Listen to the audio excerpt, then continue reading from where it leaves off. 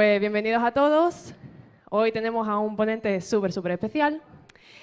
Él se llama Manuel Millán Gómez y está estudiando actualmente Ciencias Biomédicas en la Universidad Autónoma de Barcelona.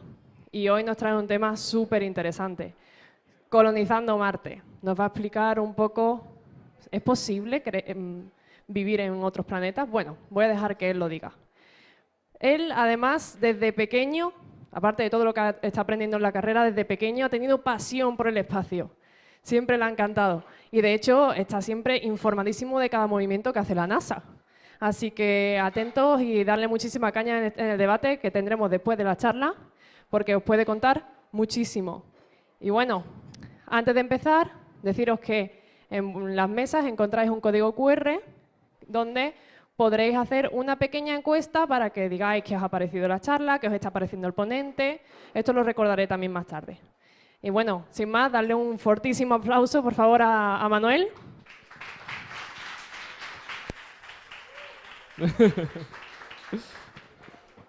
Vale. Buenas tardes. Me llamo Manuel y os vengo a comentar un poco cómo pienso yo que va a ser, basándome en lo que conocemos ahora de la ciencia, la colonización de Marte. Bien. El ser humano es un ser ambicioso. Es un ser que allá donde tiene espacio, se expande. Cuando una especie ha conseguido dominar su planeta, el siguiente paso lógico es expandirse más allá de él. Bien. Creemos que el candidato más óptimo a albergar vida aparte de nuestro planeta Tierra en el sistema solar sería Marte. ¿Por qué? Bien, Marte es muy parecido a la Tierra en varias cosas. Primero tiene casquetes polares que están hechos de hielo de agua. Después también tenemos agua líquida bajo la superficie. Marte también tiene accidentes geográficos iguales que la Tierra, como valles, cañones, dunas, se parece mucho. E incluso tiene lunas que funcionan iguales que la nuestra. Es tan parecido Marte a la Tierra que el día marciano, que se llama Sol, dura solamente 33 minutos más que el día terrestre. Y si es un candidato tan bueno que se parece tanto a la Tierra, ¿por qué no hemos ya establecido nuestra presencia allí? ¿Por qué no hemos puesto un pie en Marte?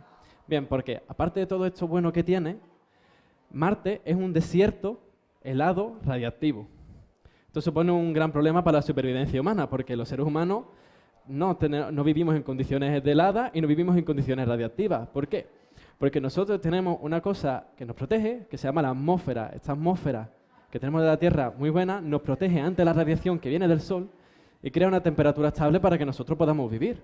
Los seres humanos hemos evolucionado y hemos crecido con atmósfera, no sabemos vivir sin ella.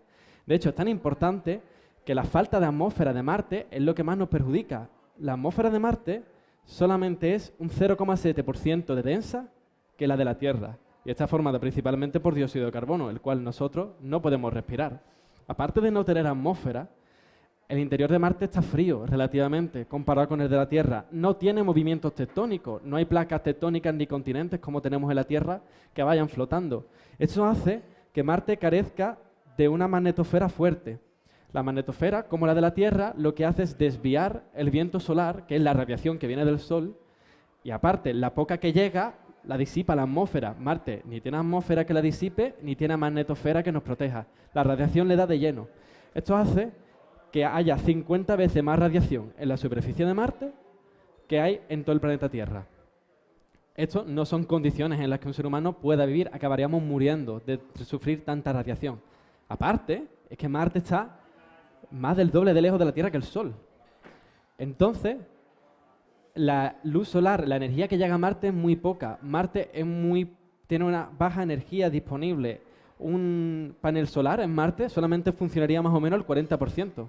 Aparte, esta falta de luz solar y esta falta de atmósfera hace que las temperaturas puedan ir desde los 23 grados de máxima hasta una mínima de 140 grados centígrados, lo cual es incompatible con la vida humana.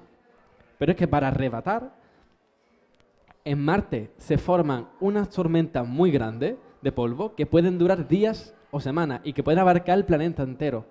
Ese polvo está muy seco porque apenas hay vapor de agua en la atmósfera de Marte, lo que hace que este polvo esté cargado electrostáticamente y se pegue a todo. Si estuviéramos allí, se pegaría la ropa, se pegaría las maquinarias que tenemos. De hecho, se nos pegaría los pulmones. Si nosotros respirásemos el polvo de Marte, ese que contiene sales de perclorato que son altamente tóxicas para el ser humano, nos mataría. En el momento en el que inspirásemos un poco de polvo, sería una sentencia de muerte. Ya Marte no parece tan buen sitio al que mudarse, pero es que, sin embargo, los humanos no nos rendimos. Los humanos queremos adaptarnos y queremos ir a sitios inhóspitos. Ya hay gente viviendo en Siberia, que alcanza temperaturas de menos 60 grados.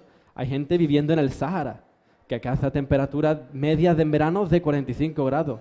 Hay gente que vive en lo alto del Himalaya. Y hay gente que vive por temporadas en la Antártida. Pero es que si voy más lejos, incluso hay gente que en agosto vive en Sevilla. Es decir, tenemos un afán por superarnos y por adaptarnos que es increíble. Bien, y si básicamente ya finalmente nos proponemos colonizar Marte, ¿cuándo sería esto?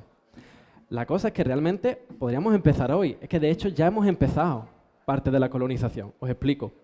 La colonización, su proceso, al igual que ocurría en la antigüedad con los colonos europeos cuando mandaban barcos, se basa en 3 fases. En la primera, tú llegas, exploras el terreno, lo reclamas para ti mismo, pero no te quedas. En la segunda, formas un puesto semidependiente, es decir, es un puesto que va a estar habitado temporalmente, pero que no del todo llega a ser independiente, sigue dependiendo de la civilización de origen. Ya cuando este puesto se vuelve independiente es cuando hablamos de una colonia y es cuando hablamos de que estamos en la fase 3, ya la parte final de la colonización. Esta colonización no va a diferir mucho de la colonización que vamos a realizar nosotros con Marte. De hecho, la fase 1 ya la hemos empezado. Hemos enviado satélites y robots para que escaneen toda la superficie de Marte y hoy en día tú mismo puedes acceder en Google, al Google Earth y cambiarte a Google Maps y ver un mapa de Marte completo. Tenemos mapeado Marte entero. De hecho, ya estamos mirando cuáles son los sitios óptimos para nosotros empezar nuestro primer puesto. La fase 1 ya la hemos acabado. Ahora estamos empezando la fase 2, que es cuando nos estamos preparando para formar estos puestos semipermanentes y semidependientes. Hay empresas públicas y privadas que ya están organizando los preparativos. Por ejemplo, SpaceX, que es una empresa privada norteamericana, ya tiene prevista la salida de varias naves a Marte en 2022. Y también hay un proyecto llevado por la Agencia Espacial Europea y Roscosmos, que es la agencia espacial de Rusia, que se llama el ExoMars, que aparte de intentar buscar vida en Marte, intenta poner las bases de una civilización allí. Ya después podría venir cuando la colonia se vuelve independiente y ya empieza a generar riqueza y a enviarla de vuelta. Pero bueno, de momento estamos en la fase 2 y tenemos que acercarnos a los problemas que esta conlleva. El problema primero es que los humanos no estamos hechos para vivir en el espacio. Hemos evolucionado durante millones de años adaptándonos a las condiciones de la Tierra, a las condiciones de radiación de la Tierra, de temperatura y de atmósfera. Para sobrevivir en el espacio, los humanos necesitamos muchas máquinas que pesan mucho. Bien, primero, para llevar esta maquinaria al espacio, tenemos que gastarnos una cantidad de dinero increíble. Enviar 1 kilogramo de masa al espacio cuesta entre 5.000 y 30.000 euros. Y necesitamos cosas que pesan muchísimo para poder sobrevivir. Tenemos que buscar primero una manera de que esto salga más barato. Ahora mismo se nos ocurren 2 opciones. Una, la utilización de cohetes que son totalmente reutilizables. Es decir, los cohetes de ahora salen y se pierden en el espacio, son de un solo uso, son de usar y tirar. Estos cohetes se llenan de combustible, salen, vuelven a aterrizar verticalmente y se pueden volver a reutilizar.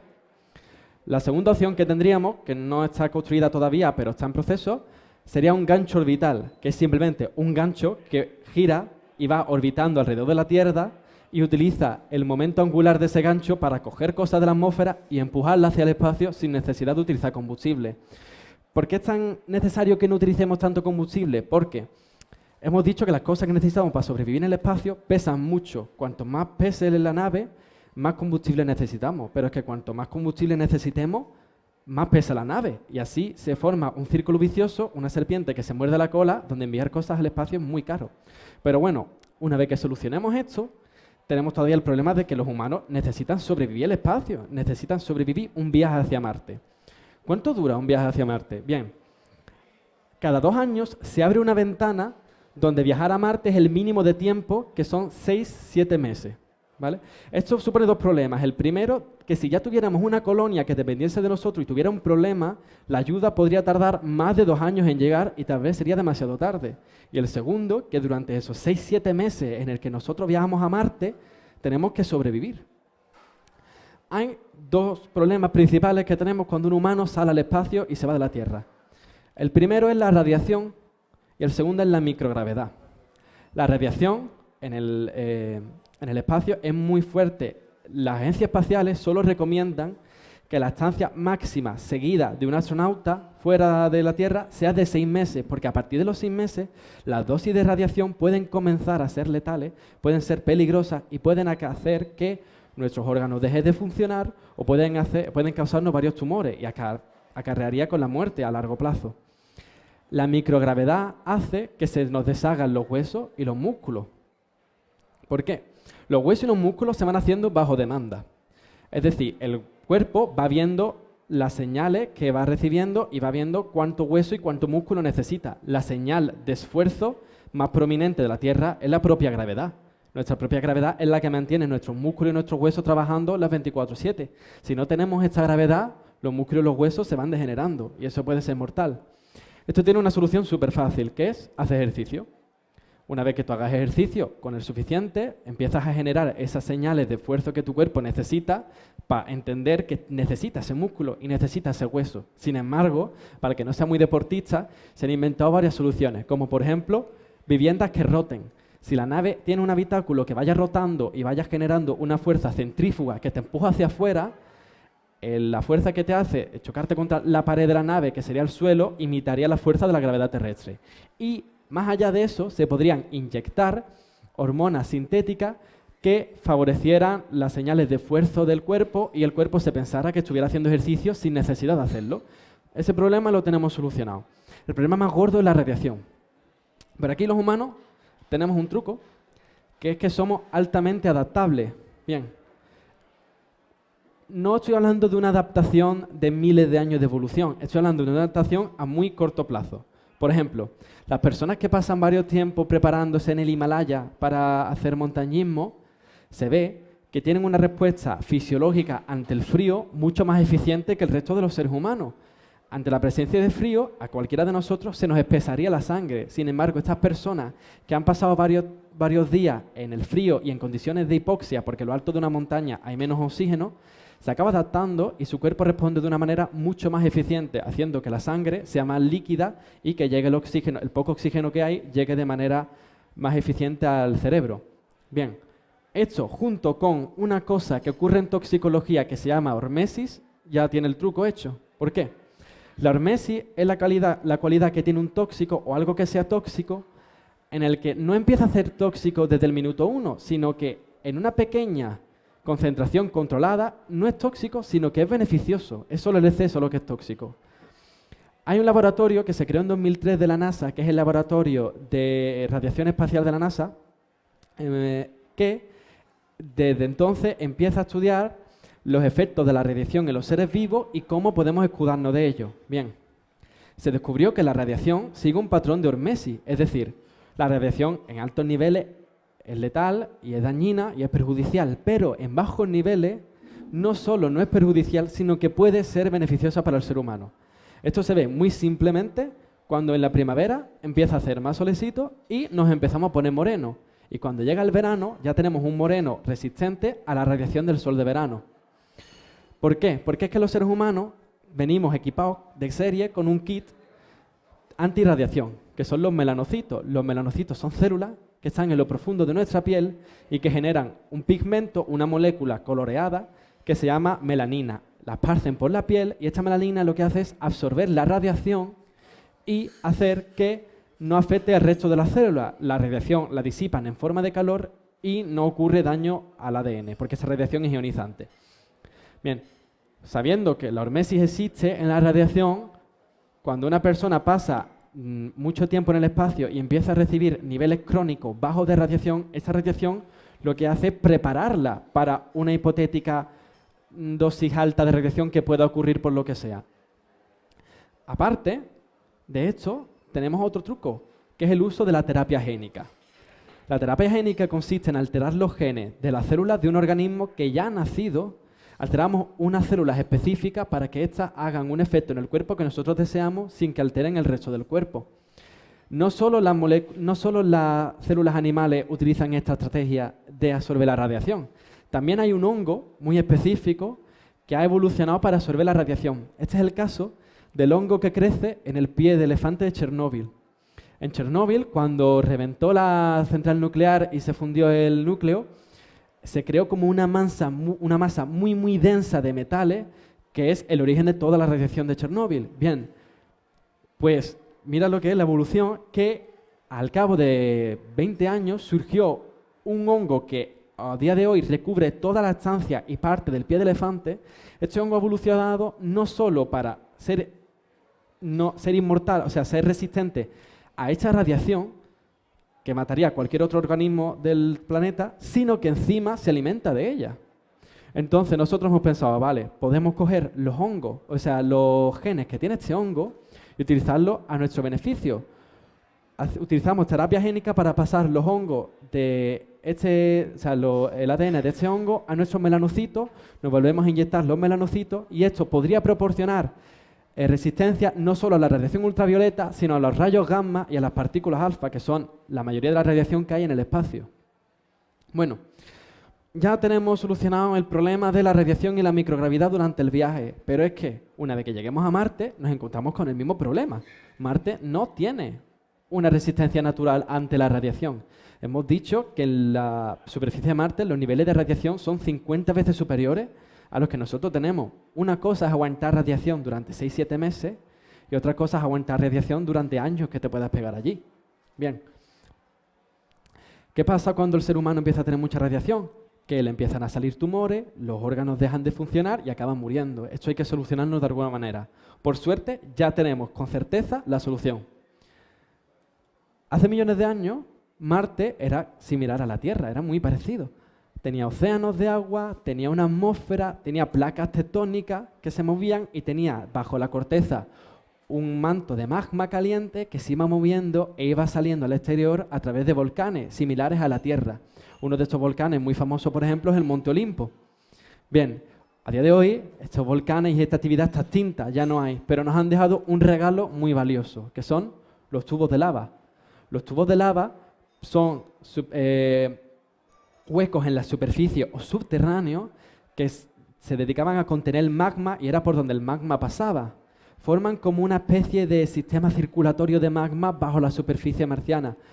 ¿Esto qué significa? Que son unos búnkeres naturales contra la radiación. Están tan profundos algunos que la radiación no penetra tan abajo. Ahí perfectamente sería plausible poner una colonia. Aparte, si a alguien no le gusta vivir como un topo sin sol, tenemos un plan B, que sería el Valle Marineris. El Valle Marineris es el valle más amplio del sistema solar. Es tan amplio que si te pones en un punto, la otra parte del valle queda por debajo de la línea del horizonte.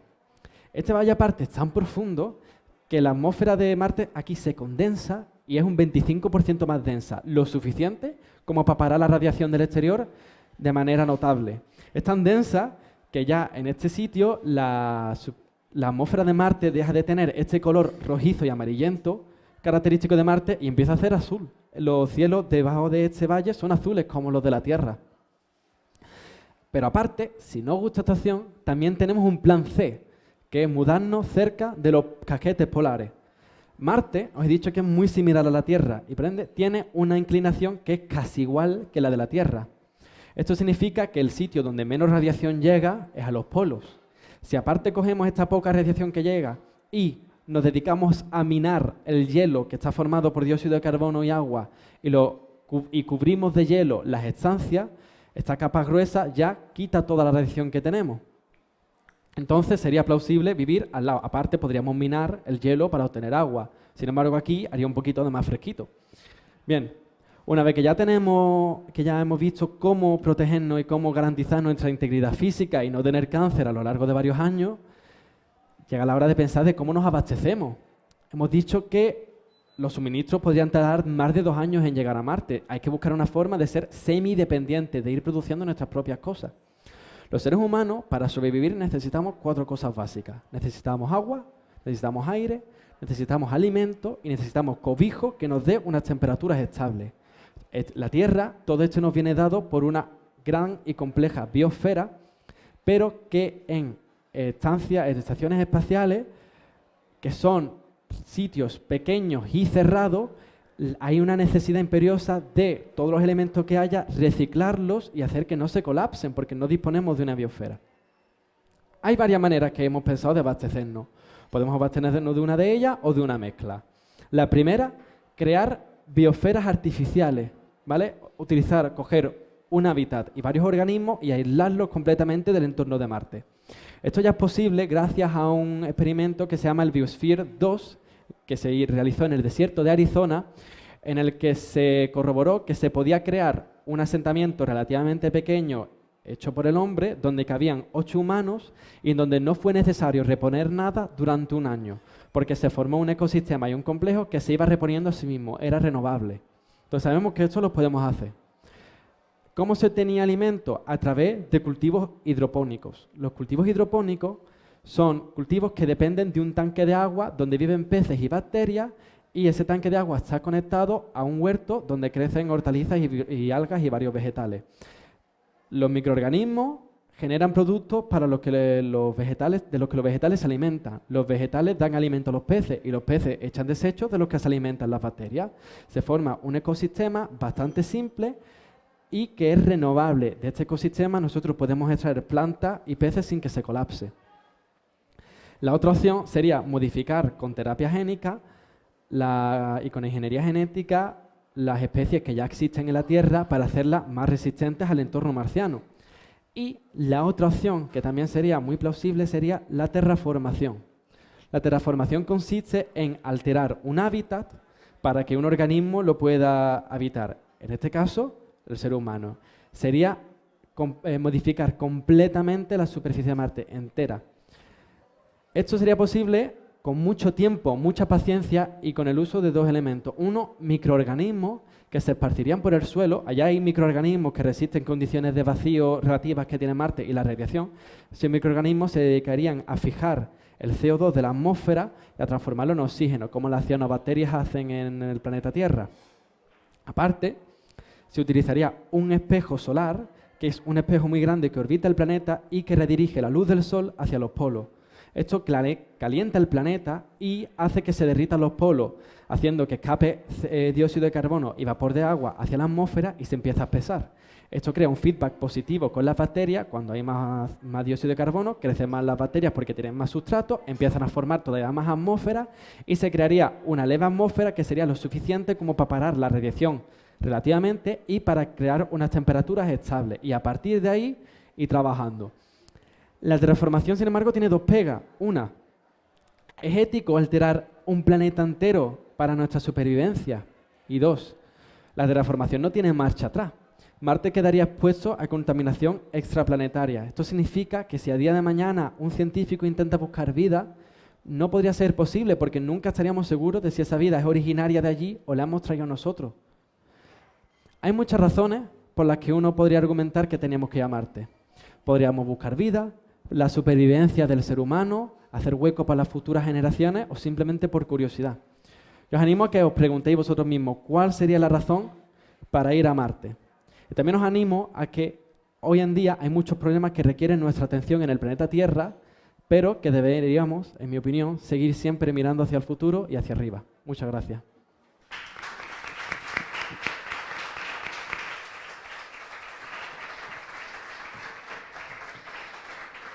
Bueno, pues muchas gracias, Manuel, ha sido alucinante. Y ahora empezamos con el momento de debate. Entonces, para el momento de debate tenemos una serie de normas. Por esto del tema del coronavirus, pues para evitar que haya demasiado contacto, vamos a tener a nuestro compañero Samuel aquí, ¿vale? Que va a llevar un micro para quien quiera hacer una pregunta. Todo aquel que quiera hacer la pregunta tendrá que llevar la mascarilla puesta y no tocar el micro. Solo lo va a utilizar y tocar Samuel, que se va a estar desinfectando. Entre pregunta y pregunta también se desinfectará el micro, ¿de acuerdo? Por si acaso. Así que, por favor, mascarilla y no tocar el micro, ¿vale? Importante. Recuerdo también el código QR, que entre pregunta y pregunta os animéis, por favor, nos deis vuestra opinión, os ha gustado Manu, os parece horrible Manu, queréis Manu más veces, lo que sea. El tema, incluso sugerir temas para el próximo año, que también nos vendrá muy bien. Y si estás viendo en YouTube, pues también anímate y pregunta por el chat de YouTube y participa en el debate. También es importante que os presente a Andrés, que está aquí, sentadito, algunos no le veréis. Él es ingeniero de telecomunicaciones y sabe muchísimo también sobre ingeniería y física, obviamente. Por tanto, cualquier pregunta que tengáis al respecto relacionado con esos temas, también preguntarlos tranquilamente porque Andrés podrá apoyar a Manu en ese tema. ¿De acuerdo? Así que, bueno, sin más, animaros a ello. Y antes de empezar, que se me ha olvidado antes de decirlo, súper importante, nuestros patrocinadores, ¿vale? ¿Quiénes son nuestros patrocinadores? Pues Rock and Wheels, por supuesto, donde estamos, el mejor sitio de las mejores cervezas y mejores hamburguesas del mundo. Millán Servicios también nos patrocina, Sustenta, también Vilagraf, obviamente el Ayuntamiento de Chiclana, como siempre. Y también tenemos a gente súper importante para nosotros, que son nuestros mecenas, que son los que van apareciendo por ahí. Son personas que nos ayudan económicamente y pueden hacerlo de todas estas maneras y tienen su recompensa, que luego volveremos a hablar de esto. Ahora os dejo con el debate y ahí tenéis esto para que vayáis viéndolo poquito a poco por si alguien se anima. Y nada, un fuerte aplauso para Manu y empezamos con el debate.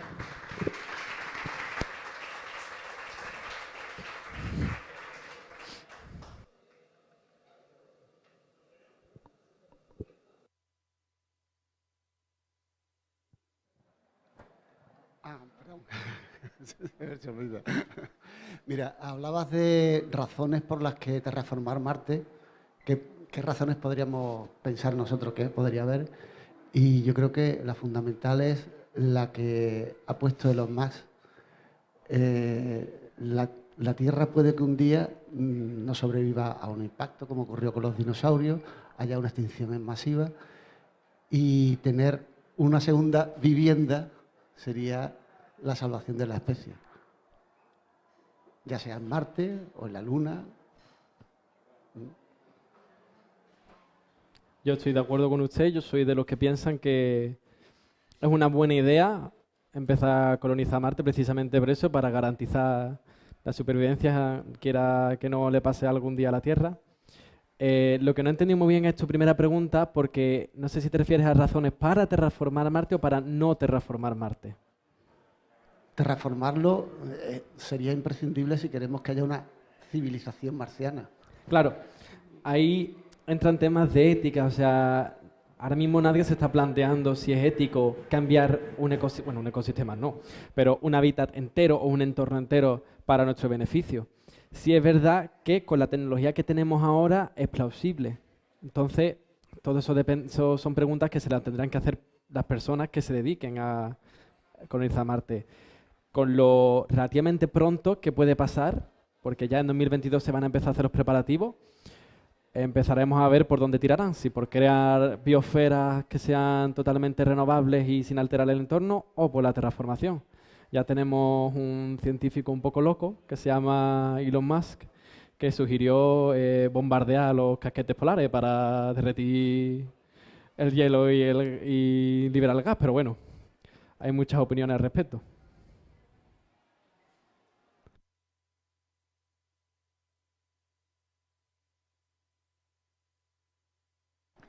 Con respecto a la terraformación, los casquetes polares, bien bombardeando, bien con ese gran espejo.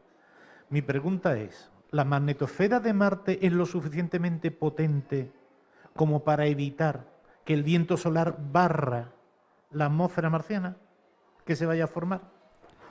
No, pero se pretende ir reponiendo esa atmósfera. Si es capaz de formarse una atmósfera lo suficientemente densa, sin liberar demasiado material, la propia gravedad de Marte captaría esa atmósfera y, al ser suficientemente densa, el viento solar la quitaría con una velocidad que no sería demasiado rápida. O sea, la atmósfera de Marte se ha evaporado, no del todo, pero ha tardado en evaporarse millones de años. Entonces sabemos que si creamos una de nuevo, bastante tiempo sí tardaría.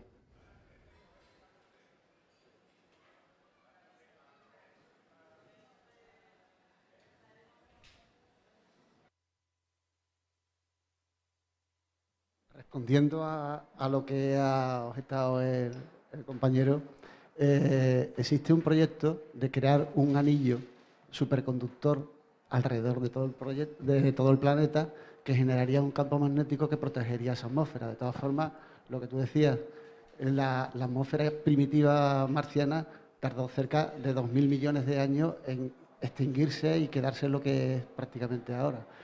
Si creamos una atmósfera, no, duraría tanto tiempo que la especie humana ya sería otra cosa. Habríamos evolucionado y podríamos hacer otras, si sobrevivimos a nosotros mismos, claro. No. Yo tengo una curiosidad con lo que has dicho del anillo superconductor. A ver, por lo que yo entiendo, los superconductores requieren de temperaturas muy bajas. Es decir, necesitan mucha refrigeración, nitrógeno y mucha energía para mantener esa temperatura. ¿Cómo se puede hacer eso en todo un planeta? No sé si sabes que se está investigando en superconductores de a alta temperatura. Y claro, cuando llegásemos a terraformar Marte, probablemente ya tuviésemos superconductores a temperatura ambiente. A temperatura ambiente de Marte, que en principio nunca sería tan alta como la terrestre. ¿Y eso qué serían? ¿Semiconductores o están basados en materiales extraños que todavía no experimentales?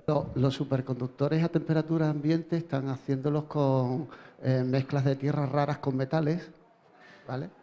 Y se ha alcanzado incluso a temperaturas cercanas al punto de ebullición del nitrógeno, ¿eh? Y en, digamos, en pequeñas, digamos, muestras, incluso a temperaturas superiores a esas. Eso está todavía en desarrollo, pero vamos, que se piensa que se puede alcanzar superconductores casi a temperatura ambiente, que no sería tan costoso refrigerarlos. Vamos. Me alegro mucho porque eso puede revolucionar mucho los otros campos incluso. Gracias por la aportación, muchas gracias.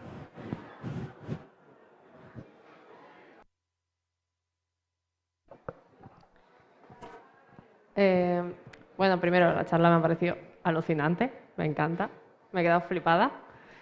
No tenía ni idea de la de cosas que se podían, o la de planes que se estaban haciendo relacionados con Marte. Sabía que se estaban estudiando, pero no que se había llegado a tanto. Y mi pregunta es, bueno, tengo dos preguntas. Uno, ¿cómo se haría, o sea, de qué forma sería la menos costosa y más eficiente para transportar a las personas hasta Marte, habiendo ya formado una colonia y demás? Porque supongo que habría que ir llevándolas poco a poco. ¿Cuántas personas serían? ¿Si sería muy costoso? ¿Cuánto tiempo a lo mejor se tardaría en llevar una ciudad o cosas así? Y la segunda pregunta es, la película de Marte, no sé si la has visto, de Matt Damon, creo, ¿verdad? Entonces sería bastante errónea en el sentido de que se lleva un montón de tiempo fuera de la cápsula donde vive y se lleva un montón de meses ahí, entonces habría muerto por radiación, ¿verdad? ¿Puedo? Vale, que no sabía. No sé si ahora tú querrás ayudar con lo del transporte. Lo que yo tengo que decir del transporte es que, en mi opinión, la opción que a mí más me gustaría y la que veo más factible sería la del gancho que va orbitando la Tierra, porque es una tecnología que existe ahora, o sea, se haría con unas fibras que se llaman Cylon, que es como el nylon, pero más resistente, y es un prototipo que existe, vamos, en plan, sería simplemente un peso, un contrapeso y una cuerda muy larga que va girando alrededor de la Tierra, y es lo que explicaba antes, simplemente gira y con el movimiento angular lo empuja hacia afuera. Si le ponemos otro en Marte que lo empuja hacia adentro, podemos tener como una especie de tirachinas que vaya tirando naves de un lado para otro. No sé si quieres añadir algo respecto tú. Con respecto a la película Marte, ¿no? Tienes que tener en cuenta que la radiación, o sea, cuando se dice que la radiación tiene una dosis letal, también depende del tiempo en el que tú estés expuesto de manera seguida. Si tú te pones a radiación en periodos que no sean muy largos, el cuerpo como que se resetea. Entonces puedes volver otra vez a exponerte a esa radiación relativamente sin peligro. Aparte, la película Marte, o sea, cuando salió me regalaron un libro al respecto, ¿no? Sobre si era verdad o no, sobre cómo se había calculado todas las cosas, y resulta que menos la pedazo de tormenta de arena que se forma, porque no hay vientos, o sea, no hay aire suficiente en Marte como para crear unos vientos tan huracanados. Aparte de eso, la película es muy realista, según decía el científico que escribió el libro. Igualmente, también os recomiendo que si estáis más curiosos, que si tenéis curiosidad sobre este tema, os veáis una docuserie de National Geographic que literalmente trata de esto, de colonizar Marte. Y es como... es bastante interesante porque no es un documental en plan aburrido, sino que es un poco documental serie y te va explicando el cómo sería, pero también te va explicando lo que tenemos ahora. Entonces está bastante interesante.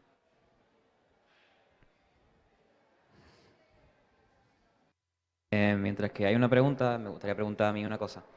¿Se conoce por alguna declaración que haya hecho la empresa SpaceX o algo así de las intenciones que hay en explorar el espacio? Tú has puesto tres motivos al final de la charla, que es por ver si hay, por buscar vida, ¿no? Era la primera. La segunda era por expandir, por seguir con la especie humana. Y la tercera era por curiosidad. ¿Sabe si ha habido alguna declaración en plan, hacemos esto porque queremos tal cosa? O si no lo hay, pues, ¿qué crees cuáles son las intenciones? ¿Dónde puede sacar rendimiento no, beneficio en la empresa? El proyecto ExoMars, que es el de la Agencia Espacial Europea, es puramente exobiólogo, es decir, busca vida en Marte. Aparte de buscar vida, también sirve para obtener información para cuando nos quedamos murar allí. El de SpaceX sí que ha dicho que sí, quiero colonizar Marte. Tenemos un plan para colonizar Marte que va a empezar en 2022, que no sé cuánto. Según ellos, es por curiosidad pura y dura, es decir, no ha dado una razón de, bueno, hay que minar Marte o hay que no sé qué, o es por turismo. También se está estudiando el turismo espacial, es decir, hacerlo simplemente por ocio, que es a lo que se dedica la empresa esta de SpaceX, básicamente era por ocio. De hecho, el vídeo que he puesto antes de los cohetes que aterrizan solos y verticalmente y son reutilizables son de ellos y se utilizaron para enviar un coche al espacio. O sea, este hombre a mí me da la impresión de que hace cosas por hacerlas, porque le sobra el dinero también.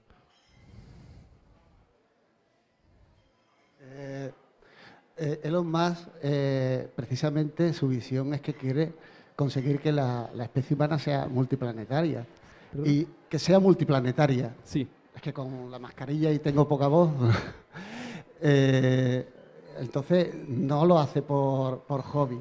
Él, de hecho, ha puesto cerca de 100 satélites en órbita o grupos de satélites, como está poniendo la serie Starlink de comunicación para tener internet global en zonas rurales. Lo que pasa es que el primer vuelo que hizo el Super Heavy, el cohete el Falcon Heavy. Super Heavy, fue de demostración, entonces tenía que poner una carga útil, la que fuera. Entonces él, pues, como tiene una empresa de coches eléctricos, pues puso un Tesla, ¿no? Un Tesla con un muñequito además y orbitando. Sí, con su muñequito y todo, y lo puso digamos, en órbita solar. Él pasará cerca de Marte, pero bueno, no llegará a Marte. Y lo que tiene previsto es con la Starship convertir el vuelo al espacio en algo tan común como el vuelo en avión. Tú cuando vas de Madrid a Barcelona en avión, no tiras el avión cuando llega a Barcelona y coges uno nuevo, que es lo que se ha estado haciendo hasta ahora. Entonces, lo que pretende es abaratar el coste haciendo reutilizables las naves como un avión, que Lo único que tengas que hacer entre vuelo y vuelo es repostar. De hecho, la nave Starship que está desarrollando ya está haciendo pruebas y la idea es que funcione de esa manera y sea totalmente reutilizable, con capacidad de reentrada en la atmósfera y aterrizaje vertical con retropropulsión. Esas naves tienen una capacidad de carga de 100 toneladas y reabastecimiento en órbita.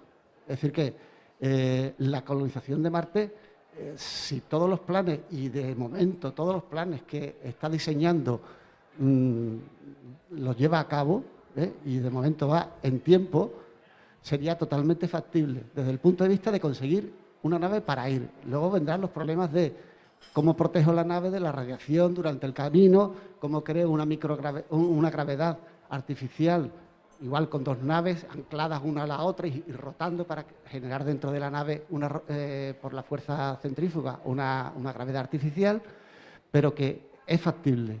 Y de hecho, yo estoy seguro que en 2022 salen las primeras naves para, digamos, preparar el terreno para en el 24 pueda ir un ser humano allí.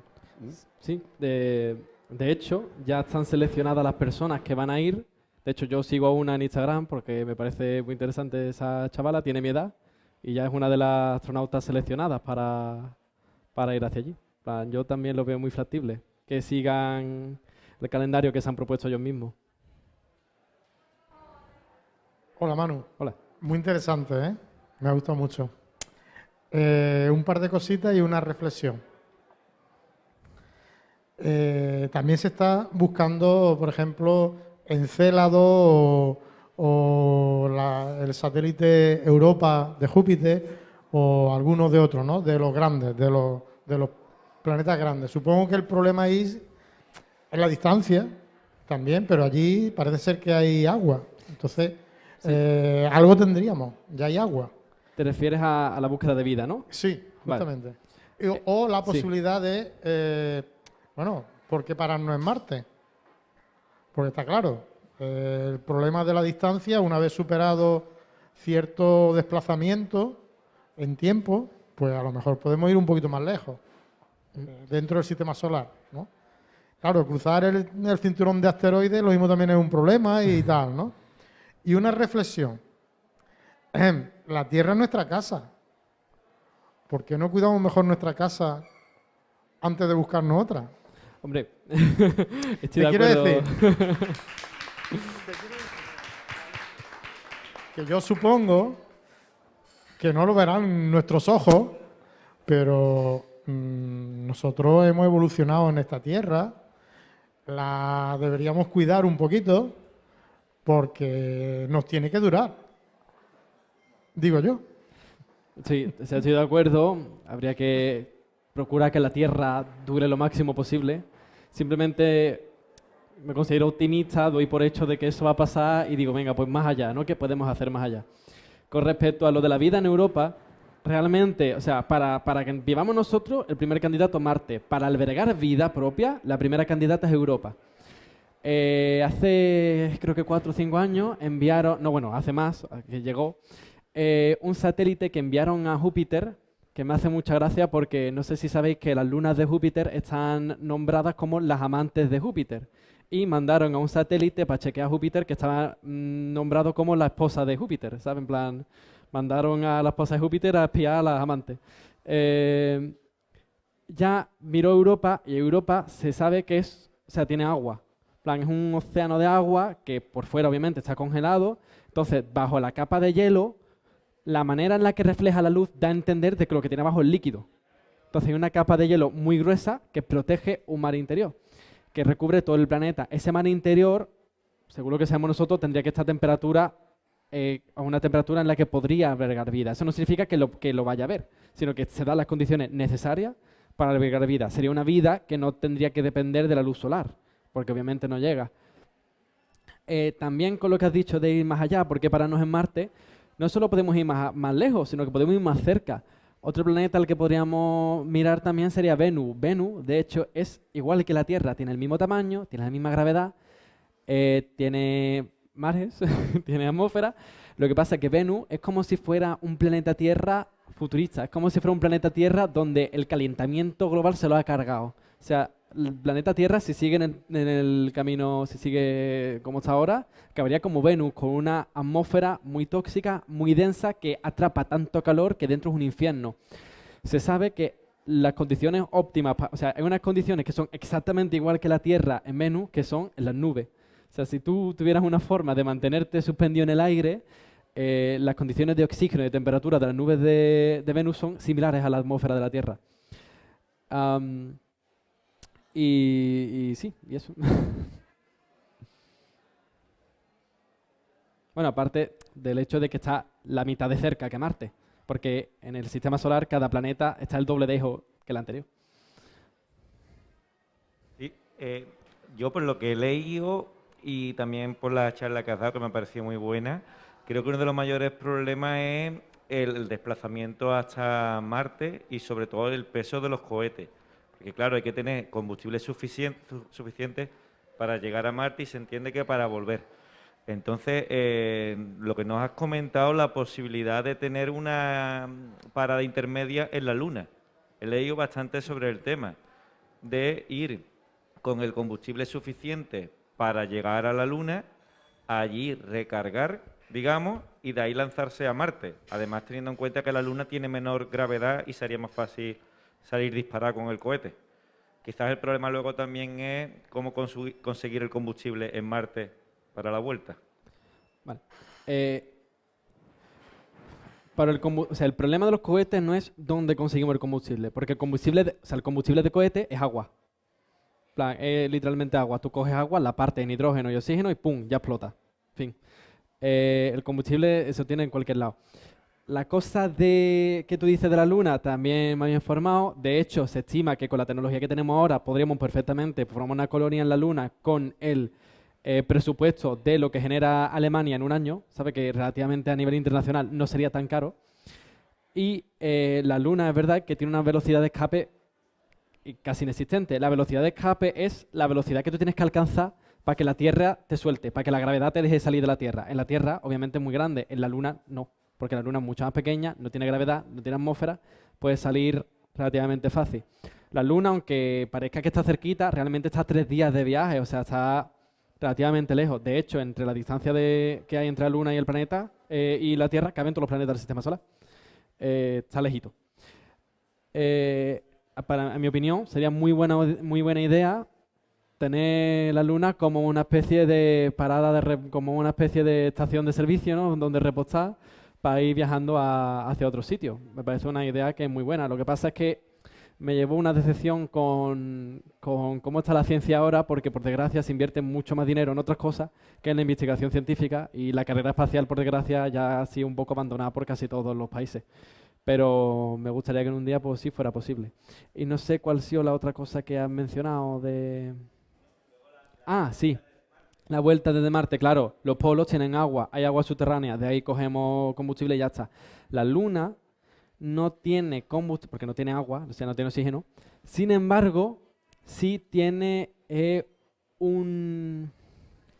¿cómo se llama? Un isótopo de hidrógeno, que es el que tiene 3, ¿cómo se llama? El tritio, ¿vale?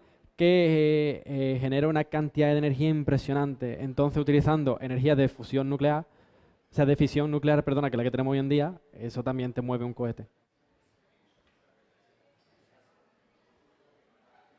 Yo quiero saber un poco más si sabes, cómo se mueve, se hace un motor mediante fisión, has dicho, ¿no? Porque... ¿Lanzando neutrones? ¿Cómo? ¿Expulsando neutrones o qué? Sí, funciona de la misma manera que funcionan el combustible de hidrógeno normal. O sea, funciona de la misma manera. Lo que pasa es que en vez de utilizar el oxígeno para que arda, lo que hace es eso, empujarte lanzando protones, te empujas tú. Protones, bueno, neutrones, que creo neutrones, que es lo que perdona. Neutrones. Vale. Quería hacer una consulta breve sobre si se ha investigado las consecuencias psicológicas que podría tener el colonizar Marte en sí. Imagino que será similar al de los astronautas, despersonalización, aislamiento, etcétera, pero quería saber si era específico en la colonización de Marte, si hay alguna agravante. El proyecto Biosphere que os enseñé antes de ese pedazo de complejo que lo llamaban pequeño en el artículo, donde se había construido un ecosistema, no sé qué, que se había aislado 8 humanos durante un año, está diseñado específicamente para ver si se puede vivir en Marte. O sea, no se ha cogido el desierto de Arizona por nada, se ha cogido el desierto de Arizona porque es uno de los sitios de la Tierra que más se asimila a las condiciones de Marte. En teoría sí. Es decir, Había como controles psicológicos para ver si las personas aguantaban. Esas 8 personas aguantaron bien. Es decir, el proyecto estaba destinado a durar 2 años, solo duró 1 porque se le acabó el oxígeno. Pero el hecho de convivir, al parecer, no fue un problema. Y bueno, ya tenemos astronautas que tienen experiencia de pasarse varios meses en la Estación Espacial Internacional. Sí que es verdad que tienes que pasar un cuadro o sea, tienes que pasar varios estudios para determinar si tú eres apto o no, pero específicamente este proyecto fue diseñado para ver si la gente podía vivir en Marte, o sea, era específico para Marte.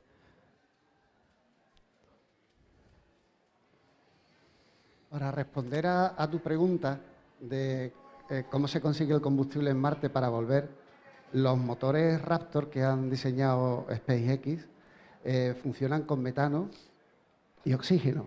El oxígeno los tendrían del agua o del CO2 que hay en la atmósfera, y con el carbono de ese CO2 y el agua formarían metano en un ciclo que es relativamente sencillo, fácil de producir con la cantidad de CO2 y de agua que hay ahí en Marte. Entonces, la producción de combustible, el combustible es metano y el oxígeno, que es el comburente, no sería ningún problema para la vuelta. Por eso tampoco se utiliza la Luna, porque en la Luna no se podría producir metano. Se va directamente. Allí en la Luna lo que hay es agua y lo único que se puede producir para motores cohetes, hidrógeno y oxígeno. Con respecto a esto tengo una curiosidad. No sé si sabes que en la atmósfera de Marte hay metano de manera natural. Y el metano es un gas que es orgánico. Se sabe que hay un cráter específico donde el metano desaparece de la nada. Es decir, se consume mucho más metano del que se tendría que disipar de manera natural. Entonces, una de las propuestas para encontrar vida es buscar en este cráter, es decir, qué es lo que está haciendo este cráter para que se cargue, o sea, consuma todo el metano que está produciendo Marte de manera natural. Marte no produce mucho metano de por sí porque no tiene actividad tectónica y encima hay algo que lo está consumiendo, puede indicar que pueda haber vida. Espérate, que había ahí un señor. Sí, con lo que acabo de decir que es tan fácil conseguir energía, que es del agua y todas esas cosas, ¿por qué nos cargamos el planeta con energía sólida, el petróleo y todo eso? ¿Por qué no utilizamos lo que están utilizando para los aviones o los cohetes? Si sale del agua, ¿no? Vamos, no soy físico, evidentemente, pero te hace pensar, claro. Yo puedo responder a esa pregunta. El problema para conseguir hidrógeno y separar el hidrógeno del oxígeno del agua es que la energía que necesitas para hacer eso es mayor que la que te da luego ese combustible. Se hace para las naves porque lo haces en la Tierra, con la energía que tienes de la Tierra, y ya tienes ese combustible para poder viajar. Pero luego eso de forma sostenible no lo puedes hacer para producir energía de cero. No sé, cualquier esfuerzo para salvar la Tierra se puede correr ese riesgo o ejercer toda esa fuerza que haga falta, ¿no? No, sí, el riesgo es. Lo que pasa es que no es una solución lo que dice, porque al final necesitas sacar esa energía desde otro lado. Porque en verdad lo del hidrógeno no sirve como una fuente de energía, sino más bien como una pila. Digamos, no es una pila, pero es para que entiendas un poco el caso, la casuística. Es que tú tienes un material que tienes que separar y esa separación ya requiere más energía de lo que luego vas a conseguir. Bueno, hay autobuses en ciudades que están con esa pila, ¿no? ¿Por qué no se puede desarrollar más en vez de investigar tantísimo para subir arriba, investigar sobre ese tema? Sí, hay autobuses en Barcelona, en Madrid, este es de Barcelona, me ha comentado antes, yo soy de Barcelona también, allí hay autobuses que van con pilas. Sí, yo estoy de acuerdo que hay que investigar pues podríamos aplicarlo igual, ¿no? Lo que pasa es que yo no soy muy optimista personalmente, con el tema de los vehículos de hidrógeno, que tuvo mucho boom ya hace unos años, y de hecho hay coches de hidrógeno en la calle. Pero yo confío más en otros combustibles, la verdad, y sobre todo en los coches eléctricos, la verdad, personalmente. Pero bueno, que también yo investigaría todo, estoy de acuerdo. Referente a esto que se está hablando ahora mismo sobre la interconversión de moléculas en unas moléculas más energéticas. Muchas veces, si lo piensas fríamente, la materia no es más que el recipiente en el cual está la energía. El problema para mí, gordo, es que en Marte no hay energía. Aquí tenemos mucha más. O sea, en teoría, la hipótesis, no, en teoría no, y en la práctica se puede hacer. Se puede, a partir de CO2 y agua, se pueden hacer una cantidad de moléculas tremendas. A partir de los componentes esenciales, el famoso experimento de Oparin y Haldane, a partir de componentes esenciales se consiguieron compuestos orgánicos. Pero no hay que olvidar que a eso se le soltaron unos zurriagazos de electricidad brutales. Se necesita energía. Y el problema es que en Marte, por lo que has contado, no hay suficiente energía para poder hacer todo eso. Esa es la pega grande que yo le veo. Claro, Marte es energéticamente muy pobre, es decir, la energía solar, que es la que más tiene disponible, está a la mitad. Obviamente no puedes obtener energía eólica porque no hay viento, y no puedes obtener energía geotérmica porque no hay actividad geotérmica. La energía la tenemos que traer de casa. Probablemente, si se utilicen reactores de fisión que tú te tienes que traer previamente de casa. Es decir, si no, todo lo que tengamos de Marte nosotros, probablemente lo tengamos que traer de casa.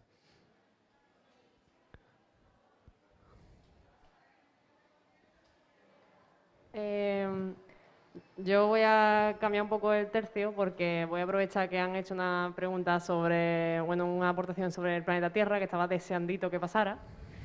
Y me voy a poner un poco malaje ahora. Voy a ser un poco la hater de ahora. Porque es cierto, estoy súper de acuerdo en que la ciencia tiene que seguir avanzando siempre, pero creo que ahora mismo que se esté dedicando tantísimo dinero a las tecnologías de ese tipo, teniendo en cuenta lo mal que estamos en el planeta Tierra ahora mismo, me agobia un poco. Opinión. Pero luego tengo otra cosa que me ha agobiado todavía más, y es cuando has dicho que la intención de hacer posible la vida allí en Marte, una de las intenciones es provocar o obligar un cambio de hábitat, derretir los polos y sacar el agua de ahí para los combustibles. Me estoy poniendo mala, sinceramente. Porque como no estamos aprendiendo nada del planeta Tierra, o sea, estamos ahora mismo en una situación en la que no podemos seguir adelante tal cual el punto al que hemos llegado sin hacer un cambio en las tecnologías que se está haciendo para que haya arquitectura más sostenible, tecnología más sostenible y formas de vida mucho más sostenibles, y que ojalá todo el dinero, bueno, no todo el dinero, mucha parte del dinero que no se está invirtiendo todavía lo suficiente, se dé a buscar esa forma de conservación del planeta. Y sin embargo es como, ¿qué hacemos en Marte? Pues vamos a derretir los polos, vamos a coger agua, vamos a modificar el ambiente a nuestro antojo, vamos a ser dioses otra vez, a ver qué pasa.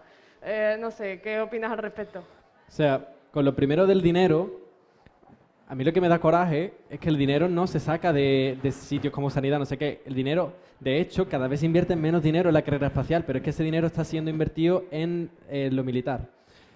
La mayor agencia espacial que existe hoy en día es NASA. El dinero de NASA, si tú miras no me sale en castellano, el presupuesto que tienen cada año, va bajando, y ese presupuesto va directamente hacia la defensa, hacia el Departamento de Defensa. Esa es como una de las quejas muy grandes que tiene Trump, ¿no? Que ha redirigido la mayor parte del dinero de investigación a dinero en defensa. Yo sí estoy de acuerdo en que se invierta dinero en la investigación de la carrera espacial, porque gracias a la investigación, a los descubrimientos de la carrera espacial, tenemos hoy en día cosas que se inventaron para el espacio, pero que las podemos utilizar nosotros ahora. El hecho de que tengáis bolígrafo es gracias a la NASA, o el hecho de que tú con esa cámara puedas echar una foto es gracias a la NASA. ¿Sabes? El velcro. ¿Qué? El velcro. El velcro, ¿sabes? Son cosas que se han inventado para el espacio, pero que bueno, que también les hemos dado un uso en la Tierra. Creo que siempre investigar y descubrir cosas nuevas tiene un efecto positivo, porque por un lado o por otro puedes intentar aplicarlo a varias cosas, se van descubriendo cosas, esas cosas te pueden dar ideas para descubrir otras. Con respecto a la terraformación, yo estaría totalmente en contra si no se ha encontrado vida antes, porque eso perjudicaría totalmente la búsqueda de vida en Marte. Una vez que tú estés totalmente seguro de que no haya vida, no me parecería mal, porque realmente no te estás cargando un ecosistema porque no hay nada que se vaya a morir. De hecho, estarías creando un ecosistema nuevo para que seres vivos, aparte de nosotros los humanos, puedan vivir en Marte, puedan desarrollarse, puedan evolucionar, y estarías creando un ecosistema de la nada. tiene sus pros y sus contras. Yo sí que es verdad que no lo haría hasta que estuviéramos 100% seguros de que hay o no hay vida propia, sin que nosotros lo hayamos contaminado. Pero si no hay vida propia, no le veo el daño. Creo que son mejores los beneficios que tenemos. Quiero aportar una cosa, Rebeca. El gran cambio que estamos teniendo en el siglo XXI respecto al siglo XX es que toda la financiación de la carrera espacial ha pasado de manos públicas a manos privadas. Recordad que SpaceX es una empresa privada, ¿vale? Que luego los gobiernos son los que invierten dinero y dan subvenciones. Pero digamos que ahora ya se busca un poco de sostenibilidad económica. Y entonces, pues también por eso se pierde un poco de inversión pública en las carreras espaciales. De hecho, se supone que el modelo de negocio de SpaceX, es que los ricos puedan hacer turismo, como dijo él en principio. Es decir, se supone que los ricos van a pagar todo esto para que puedan, en vez de irse a Ibiza, se puedan ir a Marte.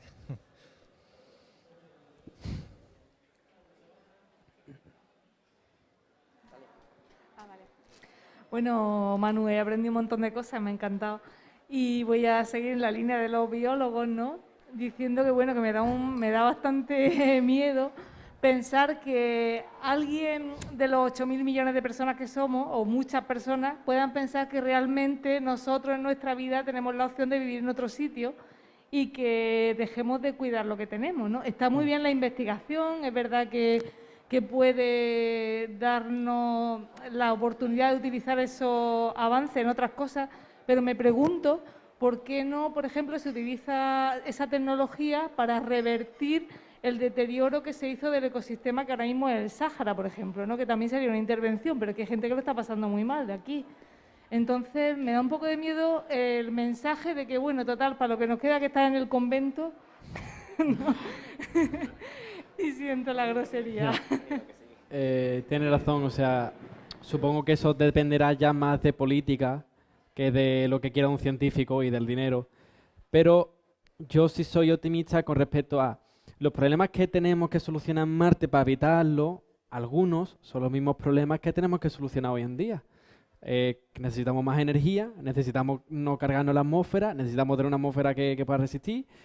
Eso, si descubrimos cómo hacerlo en Marte, probablemente nos sirva para aplicarlo en el planeta Tierra. Si nosotros descubrimos cómo tener una energía de manera más eficiente y barata, probablemente lo podremos aplicar aquí. Si nosotros descubrimos cómo alterar la atmósfera, probablemente la podremos aplicar aquí y revertir el efecto del cambio climático o al menos pararlo. Entonces, por eso creo que son beneficios los que te trae el hecho de pensar y buscar más allá. Bueno, al respecto de lo que se está hablando de que por qué invertir tanto dinero en esto, como decía él, primero que ya prácticamente el dinero es privado. Digamos, el desarrollo de toda esta tecnología reutilizable lo ha hecho Elon Musk con su dinero y ha arriesgado todo su dinero. Y luego, otra cosa, como según decía Einstein, hay dos cosas infinitas que son el universo y la estupidez humana, y de la primera no estaba seguro, es decir, que de la estupidez humana es seguro, y nos creemos que somos una especie inteligente, somos una especie tecnológica, no inteligente, porque si fuésemos inteligentes el mundo sería muy diferente. Pues mientras que no nos convertimos realmente en una especie inteligente, pues tenemos que crear un bote salvavidas.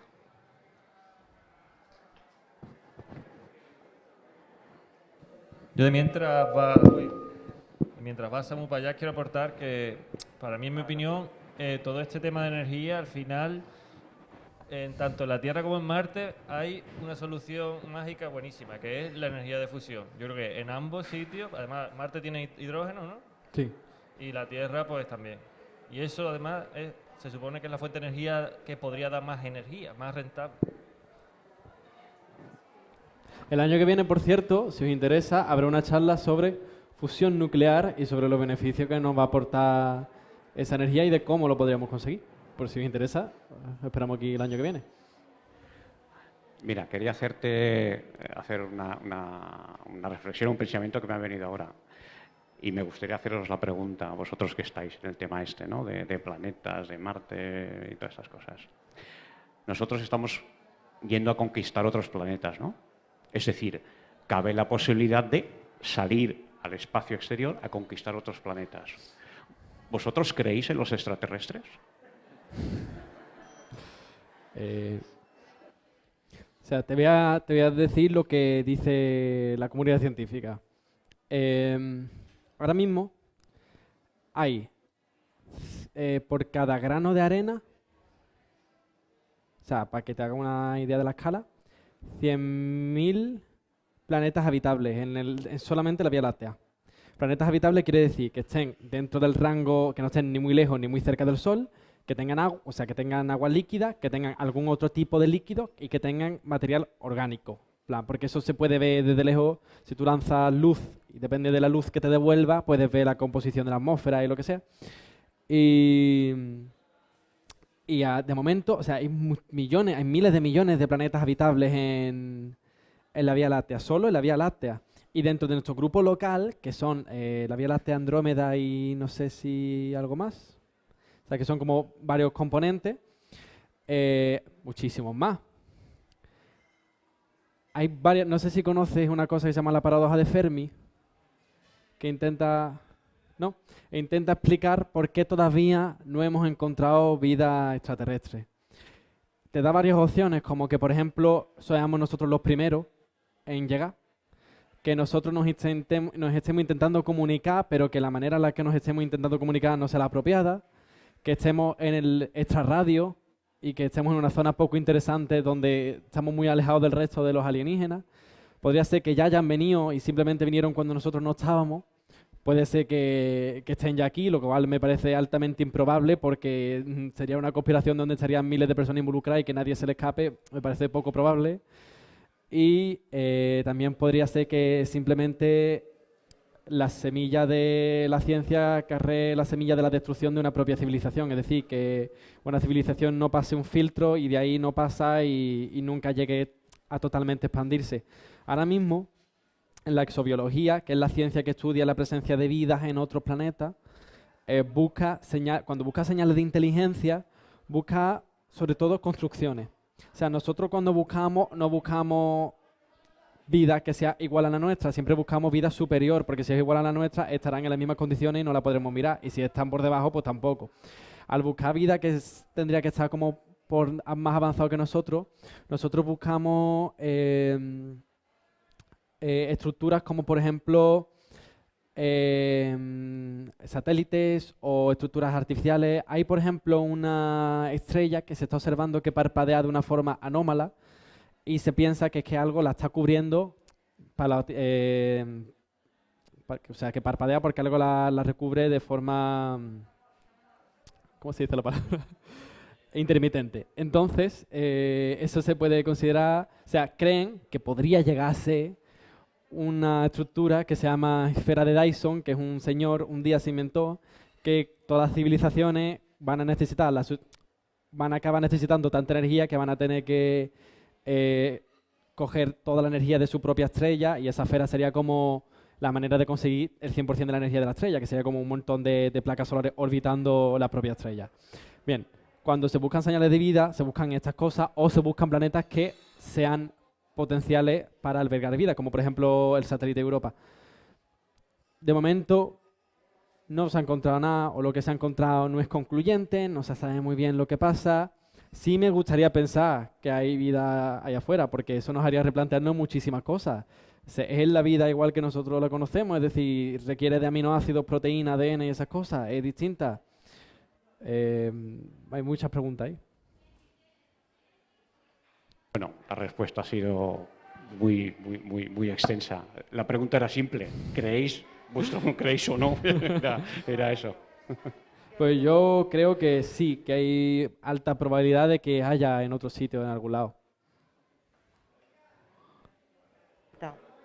¿Por qué hay que buscar siempre planetas que tengan las condiciones parecidas a la Tierra? Porque los extraterrestres pueden respirar CO2, por ejemplo. No tienen por qué ser todos como nosotros.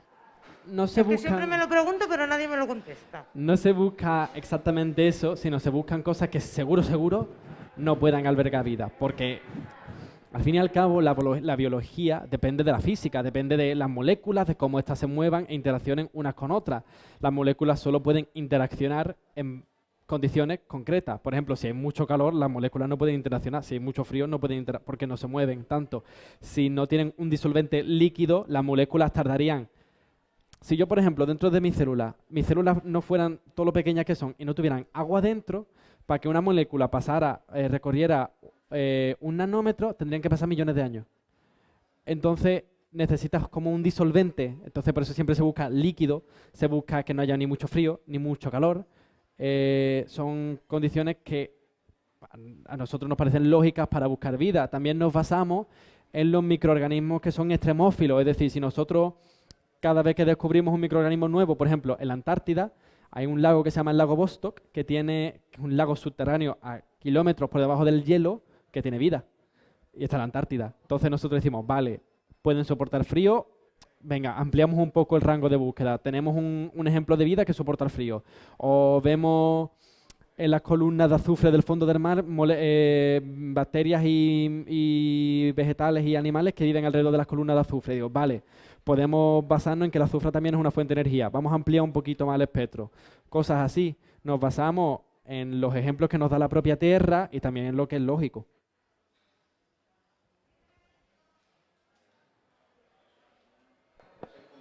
Hola. Dime. Un aporte por lo que de que somos una especie tecnológica. Fíjate el cambio que hemos hecho, que de escribir en piedra a escribir en papiro, luego a escribir en bolígrafo, luego a un montón de información, registrarla con un código de barras, luego meter más información todavía en un código QR, como el que tenemos en la pantalla, en el que nos podéis donar para futuras charlas, para comprar material. Con 1 euro aparecéis por ahí, 3 euros votáis las charlas para el año que viene, 5 euros reserváis la mesa para tener el mejor sitio adelante a la charla que ustedes queráis, 10 euros una bebida gratis y vamos a poner los pies en la tierra. A la gente le interesa información y una charla de cómo ponerse una mascarilla con gafas sin que las gafas se empañen. Pues venid a nosotros, nos dais 20 euros y decís que era una charla de cómo ponerte las mascarillas con las gafas sin que se te empañen. Y pues el equipo de Dico te la hace el año que viene. Gracias. Recordad que esto es todo acumulativo, ¿eh? 20 euros, recibir la charla y todo lo anterior. Al igual que con 5 euros podéis reservar la mesa y también votar y ser mecenas. Sobre el comentario que has hecho de que buscamos vida según nosotros lo veamos, nosotros de momento solo hemos encontrado una molécula capaz de replicarse a sí misma. La vida, al fin y al cabo, es una reacción química que se replica a sí misma y lucha contra la entropía, es decir, quiere orden, no desorden.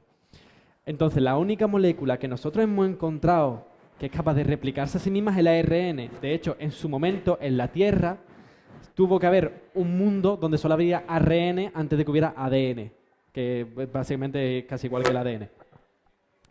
Hay satélites que contienen ARN.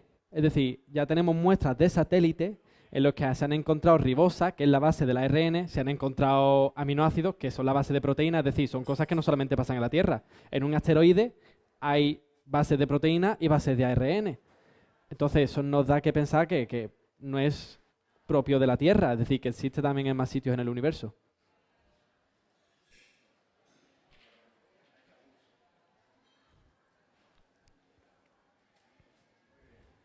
Hablando de si habría vida fuera de la Tierra, hace un tiempo veía un documental sobre el proyecto SETI, que busca vida fuera de la Tierra, y decían que ya a estas alturas se está explorando bastante porción de espacio del universo, y que ellos calculaban, pero bueno, que en 20 años podrían tener señales de vida extraterrestre. La pregunta que se hacían no era esa, de cuándo se va a tener, porque piensan que se va a tener, es si nosotros sabemos que ahí hay vida, ¿le mandamos un mensaje o no le mandamos un mensaje? Porque nosotros estamos desvelando nuestra ubicación. ¿Y qué interés podrían tener esa civilización súper avanzada con respecto a nosotros? Porque igual para nosotros somos cualquier bichito y nos aplastan. A algunos se nos ha quedado la serie de V aquí bien marcada, ¿eh? O Mars Attack, claro. O sea, que esa es la cuestión. Hay un... Esto mismo lo decía el National Geographic, ¿no? Al igual que el ser humano se dedica a talar un bosque y a destruirle la casa a una ardilla sin tener conciencia sobre el bienestar de la ardilla, es decir, Nosotros vemos que una ardilla se ha quedado sin casa y bueno, que necesitamos madera para construir casa, lo siento por la ardilla. También podría pasar, donde una civilización te quite el océano y dice, mira, lo siento si te has quedado sin peces, pero es que necesitamos agua. Podría llegar a pasar. En mi opinión, yo creo que habría que arriesgarse. Es decir, sí que es verdad que existe ese miedo. Creo que el mismo Einstein tenía miedo a desvelar nuestra posición en el espacio. No creo que si una especie haya avanzado tanto como para tener una tecnología que le permita llegar hasta la Tierra, no haya avanzado tanto en otros aspectos.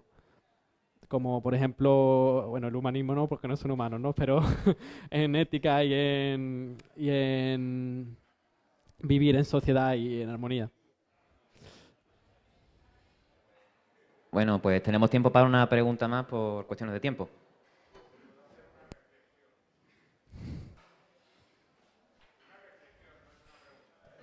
¿Cómo se nota que tienes enchufe, Pedro?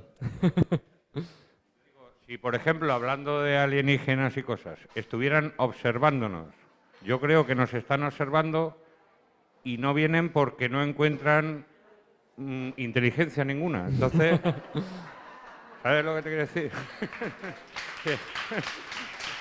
Puede ser, puede ser. Para acabar, quería comentar algo del SETI, de lo que has mencionado tú antes. El SETI realmente solo ha puesto énfasis en unos pocos planetas relativamente con respecto a todos los que podría haber, ¿sabes? No están tan avanzados como ellos quieren intentar entenderlo, pero sí que es verdad que ya ha habido varias señales que se podrían interpretar como vida extraterrestre. De hecho, la más famosa es una señal que se llama la señal WOW, porque estaban mirando, pues, en un punto específico, pues, si venían ondas de radio, y en uno específico vino como un pedazo de onda de radio que no se volvió nunca a repetir, pero que era mucho más fuerte de lo que tú entenderías como ondas de, o sea, el ruido que tiene el espacio de por sí, ¿no? Por así decirlo. Como un subidón de ondas de radio que no tiene ni pie ni cabeza, no se sabe de dónde vino, no se ha vuelto a emitir, no se ha vuelto a repetir, no se sabe qué lo causó. Y es como la señal más potente que tienen ellos, que de hecho cuando la escribieron, plan, la vieron en el papel, uno escribió wow y una exclamación y por eso se llama así. A mí me parece interesante siempre intentar buscar vida más allá del planeta Tierra.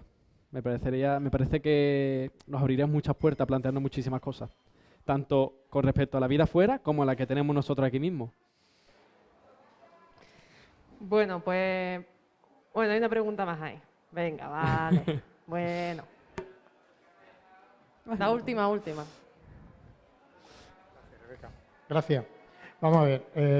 Creo, si no sería muy triste que fuéramos los únicos fuera. Sería muy triste con todo lo grande que es el universo. Yo creo que es un problema de coincidir en el tiempo una civilización suficientemente avanzada, tecnológicamente hablando, con nosotros, para que alguien nos diga algo y nosotros lo escuchemos. Porque las distancias fuera son enormes. Claro, es que... La estrella más cercana está a 2,2 millones de años. Así que vamos, bueno, la galaxia, pues, perdón, y la estrella pues a 4,3 años luz. Claro. Sí, 4,3 años viajando a la velocidad de la luz. Eso es muchísimo tiempo. Y entonces, bueno, no es tan fácil que algo nos llegue. Tendríamos que asumir que una especie alienígena tendría ya esta tecnología, claro, para encontrarla. Tendríamos que asumir muchas cosas. Realmente tampoco sabemos cuál es la probabilidad de que se produzca vida en un sitio, porque como muestra solo tenemos uno, que somos nosotros. Una vez en la historia se creó vida, que todavía no se sabe explicar por qué, porque nadie nunca ha podido recrear con exactitud cómo se ha creado vida. Realmente es que no sabemos cuál es la probabilidad de que eso pase. Simplemente estamos dando patadas ciegas a ver si algún día le damos algo.